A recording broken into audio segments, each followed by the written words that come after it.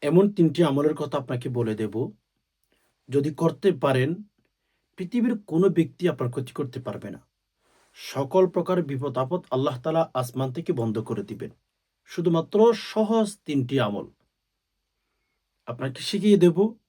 যেকোনো ঈমানদার নারী-পুরুষ যদি সেই ৩টি আমল করতেই পারে, ইনশাআল্লাহ তার বিপক্ষে আত্মীয়স্বজন বলেন, বন্ধু বলেন, যত মানুষ ক্ষতি করার চেষ্টা করুক না কেন, ৩টি আমলের সাথে যদি আপনি এড থাকেন বা করতে পারেন, এক কথায় কোনোভাবেই আপনার ক্ষতি করতে পারবে না। ইনশাআল্লাহ। আমি আপনাদেরকে গ্যারান্টি দিয়ে বলতে পারবো। নবী আলাইহিস সালাতু ওয়াসালাম বলেছেন যে, "বান্দা, তোমরা সবসময় বিপদে থাকো?" তখন আমরা যদি বলি, "হ্যাঁ," তখন আল্লাহ রসুল কেমন জানি আমাদেরকে শিখিয়ে দিতেছেন, "বান্দা, তোমরা ৩টি আমলের সাথে জড়িত থাকো। কোনো ব্ল্যাক ম্যাজিক, অসম্মান, ব্যবসা-বাণিজ্যের মধ্যে ক্ষতি, তোমাদের বাড়িঘরের মধ্যে উন্নতি হচ্ছে না।" এই যে A to Z ৩টি আমলের বিনিময়ে ইনশাআল্লাহ আমরা দূর করে দিতে পারবো। কোনো বলা মুসিবত এসে আমাদেরকে ধ্বংস করতে পারবে না, ক্ষতি করতে পারবে না। এক কথায় আপনার বিপদ, আপনার বালা মুসিবত, আপনার ক্ষতি, আপনার জাদুটোনা সবকিছুকে যদি মূল থেকে ধ্বংস করতে চান, আজকে কিন্তু আপনি অত্যন্ত গুরুত্বপূর্ণ একটা ভিডিওর মধ্যে ক্লিক করেছেন। আমি আপনাকে বলবো, ভিডিওটি একটু সবর করে মনোযোগ সহকারে শুরু থেকে শেষ অব্দি দেখতেই থাকুন। আর হ্যাঁ, এখনো পর্যন্ত যে সমস্ত ভাই-বোন লাইক করেন নাই, অবশ্যই একটি লাইক করে চ্যানেলটি সাবস্ক্রাইব করে অল নোটিফিকেশন অন করে ফেলুন। কারণ আমি নিত্য নতুন ইসলামিক বিভিন্ন আমলের ভিডিও প্রত্যেকদিন এই চ্যানেলে আপলোড করে থাকি। ইনশাআল্লাহ আপনি যদি চ্যানেলটি সাবস্ক্রাইব করে রাখেন, আমার নিত্য নতুন ইসলামিক ভিডিওগুলো আপনি অতি সহজে পেয়ে যাবেন, আপনার কাছে নোটিফিকেশন চলে যাবে। সম্মানিত দিনী ভাই-বোন, আমি ১ম নাম্বারে বিপদ আমাদের কাছে আসে কোথায় থেকে? আল্লাহর তরফ থেকে।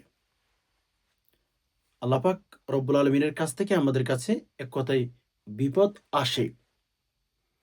আমরা বিপদ বন্ধ করতে যাই কোথায়? মাজারে চলে যাই, রাইট? মন্দিরে চলে যাই, যেখানে মন চাই সেখানে চলে যাই। আমাদের বিপদ তো বন্ধ করা আসমানের উপরে উচিত। যেখান থেকে বিপদ এসেছে ওখানে আমাদের বিপদ বন্ধ করা উচিত। লেকিন আমরা বিপদ বন্ধ করার চেষ্টা করি অন্যভাবে। বিভিন্ন জায়গাতে দেখা যায় আমাদের বাংলাদেশে কতগুলো মাছ আছে, মাছকে খাবার দিলে, খাবার খাইলে নাকি বিপদ বন্ধ হয়ে যায়। নাউযুবিল্লাহ। মাজারে গিয়ে যদি আমরা মোমবাতি জ্বালাই তাহলে বিপদ বন্ধ হয়ে যাবে নাকি? বিভিন্ন মাজারে গিয়ে যে সমস্ত বাবারা আছে, বাবাকে যদি সেজদা করেন বিপদ বন্ধ হয়ে যাবে নাকি? কক্ষনোই নয়। এজন্য আমি সবার কাছে অনুরোধ করব, আপনি যদি বিপদ বন্ধ করতে চান, আল্লাহ তাআলার কাছে দোয়া করেন, প্রার্থনা করেন, মেসেজ দেন। রব্বুল আলামিন আপনার বিপদ দূর করে দিতে এক বিন্দু পরিমাণ দেরি করবেন না। আমাদের বিপদ আসার আগে সতর্ক থাকার চেষ্টা করবেন। আমরা যারা বিপদে পড়ার সম্ভাবনা রয়েছে বা বিপদ আসার সম্ভাবনা রয়েছে, সবার কাছে বলবো, বিপদ আসার আগে আপনি নিজেকে একটু সতর্ক করুন। বিভিন্ন আমল, ওজিফা, তাসবিহ, তাহলিল এগুলো পাঠ করবেন বিপদ আসার আগে। অসুস্থ হওয়ার আগে নিজেকে একটু সেফ রাখেন। আপনি অভাবে পড়ার আগে একটু সতর্কতা অবলম্বন করেন। এখন আমরা অভাবের মধ্যে পড়ার পরে টেনশন করি, হায় এটা কেন হয়েছে, ওইটা কেন হয় নাই। আমরা এরকম হাজার হাজার চিন্তা করি, হাজার হাজার টেনশন করি, বিপদ এসে গেলেই আমরা কান্না করি।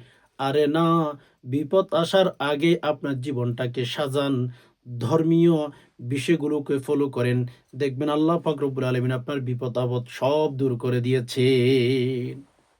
আচ্ছা, সম্মানিত দিনী ভাই বোন, আমি যেটা আপনাদেরকে বুঝাইতে চেয়েছিলাম সেটা হচ্ছে, আমরা যখন বিপদের মধ্যে পড়ে যাব অথবা বিপদ আসার আগ থেকে আমরা ৩টি আমল করব। ১ নাম্বার,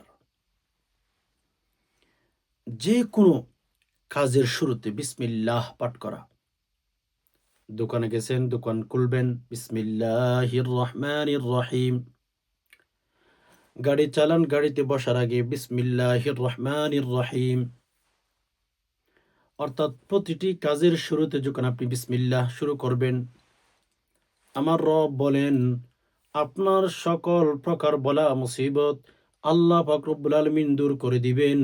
আপনার সকল প্রকার কাজের মধ্যে বারাকা দিতে রব্বুল আলামিন দেরি করবেন না। রব্বুল আলামিন দেরি করবেন না। এজন্য আমি আপনাদেরকে বলি, যদি আপনি চান যে আপনার প্রতিটি কাজে বারক আসুক, বিপদ আপদ দূর হয়ে যাক, প্রতিটি কাজের শুরুতে বিসমিল্লাহ পাঠ করেন। জাদুটুনা করতে পারবে না, কুফরি কালাম করতে পারবে না, কোনো ক্ষতি আপনার ক্ষতি করতে পারবে না। যদি এসেই থাকে বিপদ, ইনশাল্লাহ ওই বিপদ দূর হয়ে যাবে, ওই বিপদ আর থাকবে না। এজন্য মেরে দোস্ত, যখন মা বোনেরা ঘরের কাজ শুরু করেন, ঘরের কাজগুলো যখন সকালে শুরু করেন, রান্না বান্না করেন, ঘর ঝাড়ু দিয়ে থাকেন, বাড়িঘর পরিষ্কার করে থাকেন, আমি বলবো প্রত্যেকটা কাজের শুরুতে আপনি বিসমিল্লাহির রহমানির রহিম পাঠ করেন। রব্বে কাবার কসম, প্রতিটি কাজের শুরুতে যদি বিসমিল্লাহ পড়তে পারেন, আল্লাহ পাক রব্বুল আলামিন বিপদ দূর করে দিতে দেরি করবেন না। বিপদ দূর করে দিতে আল্লাহ তাআলা দেরি করবেন না। এজন্য আমি আপনাদেরকে যে আমলটির কথা বলবো, সেটা হচ্ছে প্রথমেই যে কোনো কাজের শুরুতে গাড়িতে উঠতেছেন বিসমিল্লাহ, ঘুমাইতে যাচ্ছেন বিসমিল্লাহ পাঠ করে দোয়া পাঠ করে ঘুমাবেন। মানে এ টু জেড ২৪ ঘন্টার ভেতরে আপনি যে কোনো কাজের শুরুতে যখন বিসমিল্লাহ পাঠ করে অভ্যস্ত হতে পারবেন, আপনাকে কোনোভাবে কোনো জিনিসের মধ্যে ক্ষতি হবে এটা প্রশ্নই আসে না। আপনি ক্ষেত করেছেন, বাগান করেছেন, ওখানে বিসমিল্লাহ পাঠ করে লাগান। রান্না করতেছেন, বিসমিল্লাহ পাঠ করে রান্না বসান। যে কোনো কাজের শুরুতে বিসমিল্লাহ পাঠ করে শুরু করেন। আমার বিশ্বাস রব্বুল আলামিন আপনার সকল প্রকার বিপদ আপদ দূর করে দিবেন। আমরা তখন ভাই, বিশেষ করে মা বোনেরা রাগারাগি কইরেন না। আমরা তো এখন কাজ শুরু করি হচ্ছে টিকটকের গান অন করে এন্ড হচ্ছে বিভিন্ন কাজের নাফরমানি কাজ শুরু করে আমরা এরপরে আমরা দুনিয়াবি কাজগুলো করে থাকি। নাফরমানি কাজ করে একদিকে আমাদের বাড়িঘরের কাজ আমরা করতেছি। এরকম হলে চলবে না। সকালে প্রতিটি কাজের শুরুতে, দুপুরে প্রতিটি কাজের শুরুতে, কেননা নবী আলাইহিস সালাতু ওয়াসসালাম বলেছেন, যে সমস্ত ঈমানদার নারী পুরুষ, যে সমস্ত ঈমানদার বান্দা বান্দি কাজের শুরুতে বিসমিল্লাহির রহমানির রহিম পাঠ করে না, বিসমিল্লাহির রহমানির রহিম পাঠ না করে কোনো কাজ যখন শুরু করে ফেলে, মদিনাওয়ালা নবী বলেন ওই কাজের মধ্যে রব্বুল আলামিন বারাকা দেন না। ওই কাজ থেকে রব্বুল আলামিন বারাকা তুলে ফেলেন। ওই কাজের মধ্যে আল্লাহ পাক রব্বুল আলামিন সফলতা দেয় না। সফলতা দেয় না, ধ্বংস করে দেন। ওই কাজের মধ্যে আপনি বারাকা কোনোভাবেই পাবেন না। এজন্য আমি আপনাকে বলবো, যখন কোনো কাজ করবেন, ১ নাম্বারে ঘরের মধ্যে প্রতিটি কাজের শুরুতে বিসমিল্লাহির রহমানির রহিম পাঠ করবেন। দেখবেন প্রতিটি কাজের মধ্যে বারাকা হচ্ছে, সকল প্রকার বলা মুসিবত আল্লাহ তাআলা দূর করে দিতেছেন। নাম্বার ২, সবসময় পবিত্র অবস্থায় থাকবেন। আপনার ঘরটাকে সুন্দর করে সাজাবেন। এখন আপনি বলবেন, হুজুর ঘরটাকে কিভাবে সাজাবো? ভাই, আপনি তখন আমাকে বলতেই পারেন যে, হুজুর একটা বিল্ডিং করলে সুন্দর করে ২-৩ তলা একটা বিল্ডিং করলে বাস ঘরের যাবতীয় আসবাবপত্র যা লাগে সব নিয়ে আসলে এটাই তো ঘর সাজানো। এটা হয়তো আপনি বলবেন না। সাহাবীদের মতো ঘরটা সাজাবেন। সাহাবীদের মতো ধর্মীয় বিষয় দিয়ে ঘরের মধ্যে আলমারি অনেক সুন্দর, খাট ফার্নিচার অনেক সুন্দর, মাশাআল্লাহ। বিল্ডিংটা অনেক সুন্দর করে রং করিয়েছেন। এগুলো কি বলবেন হয়তো আপনি ঘর সাজানোর কথা। আমি বলবো না, না, না। ঘরের মধ্যে যারাই আছে সবাইকে একটু বলেন সবসময় যেন পবিত্র অবস্থায় থাকে। যদি পারেন সবসময় ওযু সহ থাকার চেষ্টা করবেন। যদি পারেন সবসময় ওযু সহ থাকার চেষ্টা করবেন। আর ঘরের মধ্যে যারা আছে সবাইকে বলবেন যে ধর্মকে ফলো করতে, ইসলামকে ফলো করতে। এক সাহাবীর ঘটনা মনে পড়ে গেল। সাহাবীদের ঘর তত সাজানো গোছানো ছিল না ভাই।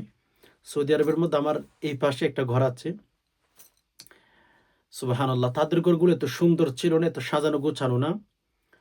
তাদের ঘর কেমন ছিল জানেন? পাথরের উপর পাথর দিয়ে দিয়ে দিয়ে বাড়িঘর তৈরি করত। পাথরের উপর পাথর দিয়ে দিয়ে তাদের বাড়িঘর তৈরি করা আছে। এখনো আছে, আমার এই পাশে অনেক বাড়িঘর আছে। তো একটা পাথরের উপর একটা পাথর, একটা পাথরের উপর একটা পাথর, এভাবে দিয়ে তারা বাড়িঘর তৈরি করত। উপরে দিত বিভিন্ন গাছের পাতা। মানে তাদের কোয়ালিটি ঐরকমই ছিল। তো এত সুন্দর ইট বানাইতে হয়, সিমেন্ট দিতে হয়, আবার টিন দিতে হয়, এগুলো তাদের জানাই ছিল না। তাদের বাড়িঘর সুন্দর ছিল না, কিন্তু পরিবেশ সুন্দর ছিল। সুবহানাল্লাহ, এক সাহাবীর ঘটনা মনে পড়ে গেল। রাসূলুল্লাহ সাল্লাল্লাহু আলাইহি সাল্লামের সাহাবে কেরামদের পরিবেশ অন্যরকম ভাই, এগুলো বলার মতো না, এগুলো বুঝাবার মতো না। আমাদের সুন্দর সুন্দর ঘর আছে, মাশাআল্লাহ তাবারাকাল্লাহ, আমাদের ঘরে বিদ্যুৎ আছে। সাহাবীদের জামানায় বিদ্যুৎ ছিল না। সাহাবীদের জামানায় বিদ্যুতের কথাই চিন্তা করতে পারেন নাই তারা। ঘর সাজানো ছিল না, মাটির ঘর ছিল, পাথরের ঘর ছিল। বিভিন্ন সময় ওই যে সৌদি আরবের মধ্যে আসলে দেখবেন পাথর কেটে, পাথরগুলো কেটে কেটে ওখানে তারা বসবাস করত, জীবনযাপন করতে। তো সুন্দর ছিল না, কিন্তু পরিবেশটা সুন্দর ছিল। কিন্তু পরিবেশটা এত এত সুন্দর ছিল। মেরে দোস্ত এক সাহাবি, গরিব সাহাবি, শুধুমাত্র কেবলমাত্র একটা উট তার ঘরে ছিল। আমাদের ঘরে তো গাড়ি থাকে, বিভিন্ন বিভিন্ন ডিভাইস থাকে। সাহাবিদের জামানায় তো এত সুন্দর গাড়ি ছিল না। গাড়ি হিসাবে তারা ব্যবহার করত উট। এক সাহাবি, গরিব সাহাবি, একটা উট তার ঘরে ছিল। একটা ছোট বাবু আছে, ঘরটা ছোট।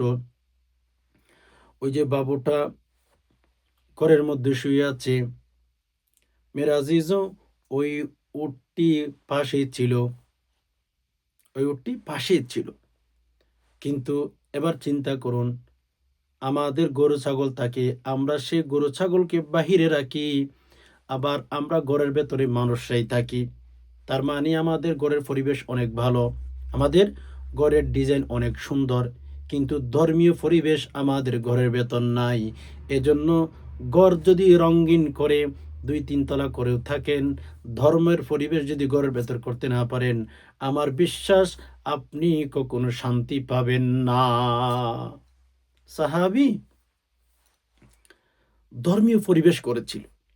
সুবহানাল্লাহ, সাহাবী তো সাহাবী। আজ মেরা আজিজু, সাহাবীর মতো সাহাবীর সাথে কারো সাথে তুলনা করা ঠিক না এক কথায়। আচ্ছা, তো সাহাবী কোথায় গেল? আ না, সাহাবীর ছোট বাবু ঘুমাইছিল। এক পাশে সাহাবী নামাজ পড়ে, আরেক পাশে উট। উটে ওই সন্তানটাকে আক্রমণ করবে বা আক্রমণ করতেছে, ঐরকম অবস্থা। সাহাবী নামাজ ভাঙতেছে না। চিন্তা করেন পরিবেশ কেমন? ঘরে নামাজ পড়তেছে। আমরা মসজিদে গিয়ে নামাজ পড়ি না, আর সাহাবে কেরাম ঘরে নামাজ পড়তেছে। ধর্মীয় পরিবেশ আমরা এখনো তৈরি করতে পারি নাই। এজন্য যদি আপনি চান আপনার উপরে কোনো বালা মুসিবত নাই আসুক, সব সময় পবিত্র অবস্থায় থাকবেন, নাপাকি অবস্থায় থাকবেন না। যদি পারেন সবসময় ওযু সহকারে থাকবেন।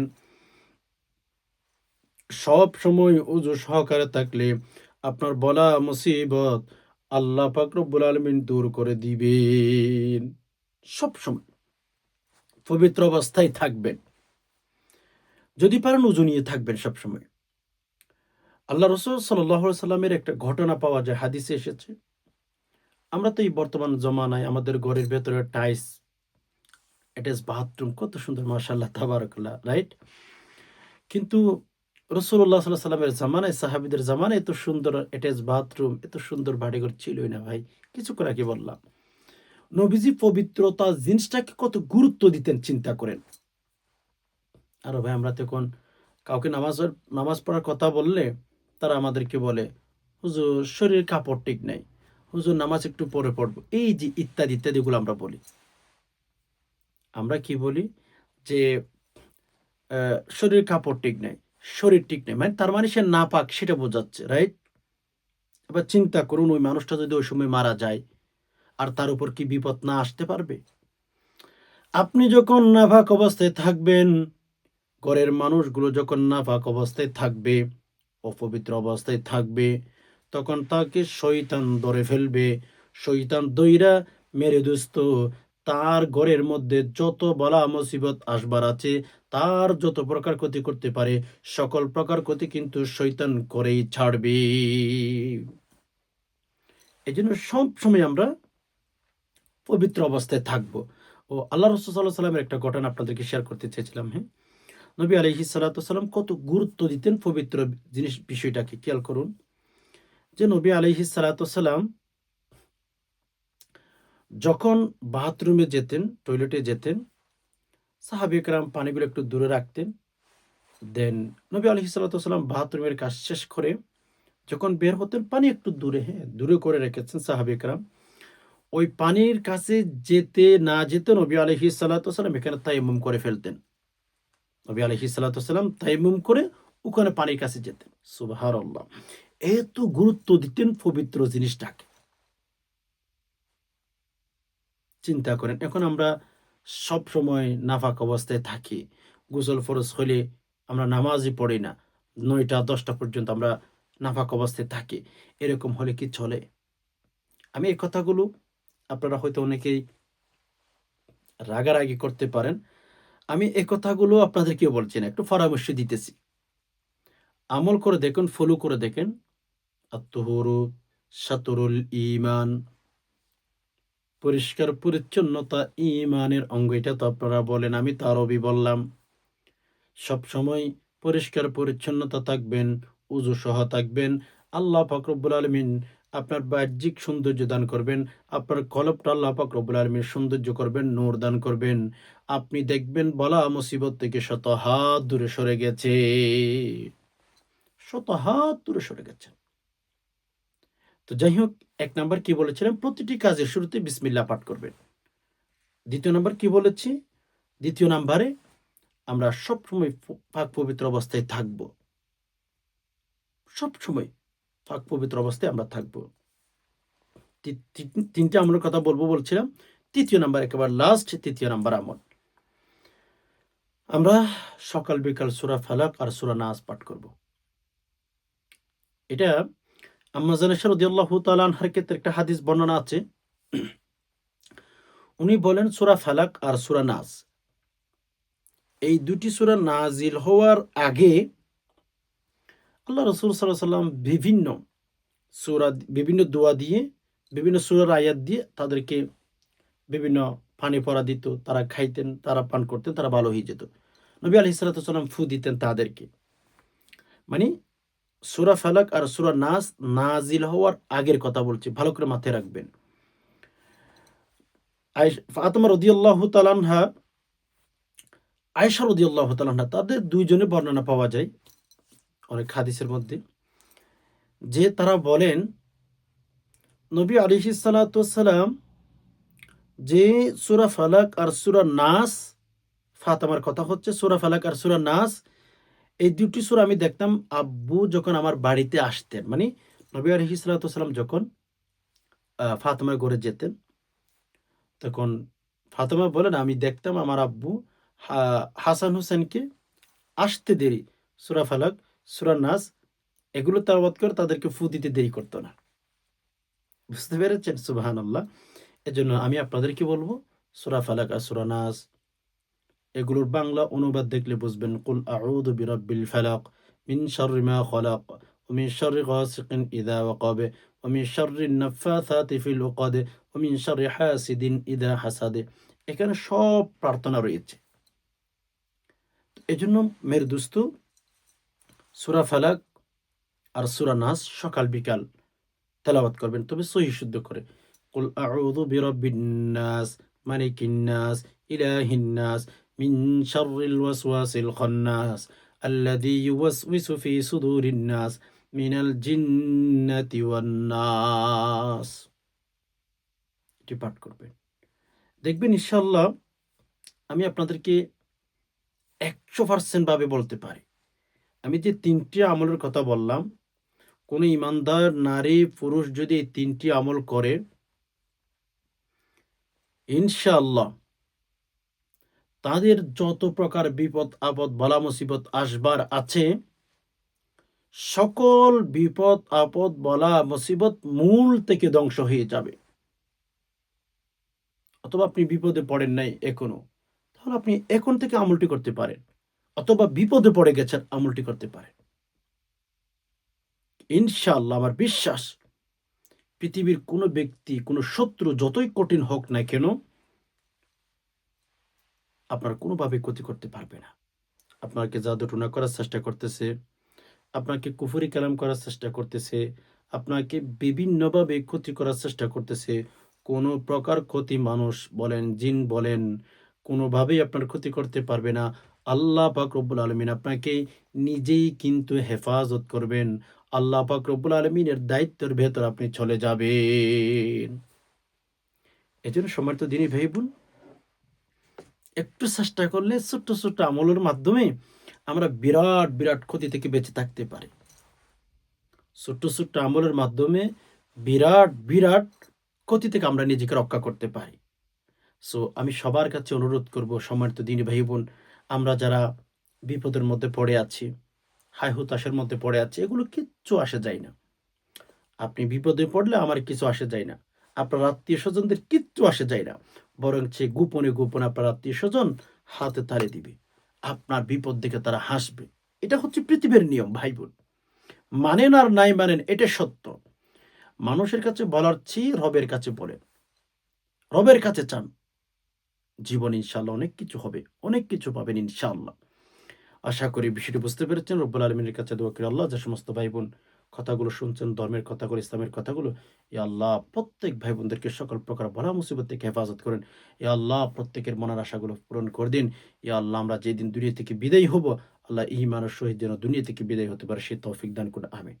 সুবহান রাব্বিকা রাব্বিল ইজ্জাতি আম্মা ইয়াসিফুন ওয়া সালামুন আলাল মুরসালিন ওয়ালহামদুলিল্লাহি রাব্বিল আলামিন। আসসালামু আলাইকুম ওয়া রাহমাতুল্লাহি ওয়া বারাকাতুহু।